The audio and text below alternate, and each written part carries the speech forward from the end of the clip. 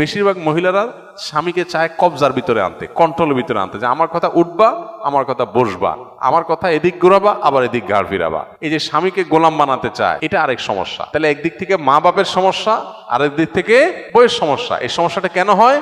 কারণ তার কতটুকু অধিকার আছে এটা সে জানে না। তার যতটুকু অধিকার আছে তিনি তার চাইতে আরো বেশি খাটাইতে চেষ্টা করেন। এটাই হলো একটা ভুলের জায়গা। সন্তান হিসাবে অবশ্যই মা বাবা তাদের যা দরকার তার চেয়ে বেশি দেওয়ার চেষ্টা করবে, তাদের চাহিদার চাইতে বেশি সেবা করার চেষ্টা করবে। এটা সন্তানের জায়গা থেকে তার মানসিকতা থাকা উচিত। মা বাবার প্রতি কর্তব্য বোধের জায়গা থেকে স্ত্রীরও এই মানসিকতা থাকতে হবে যে স্বামী তার উপার্জন করার পর আমার ভরণ পোষণ ঠিকঠাক মতো দিচ্ছেন কিনা। সেটা যদি সে না করে, আমার অধিকার যদি সে খর্ব করে, সেগুলোও যদি সে মানুষকে দিয়ে দেয়, তাহলে অবশ্যই আমি সেখানে দাবি তুলবো, যথাযথ নিয়মে আমি আর্গুমেন্ট করব। কিন্তু আমি আমারটা যথাযথ পাচ্ছি, আর দরকারটা কি? বেশিরভাগ মহিলাই অহেতুক পেরেশানি করে নিজেও কষ্ট পায়, সংসারটাকে অশান্তি করে।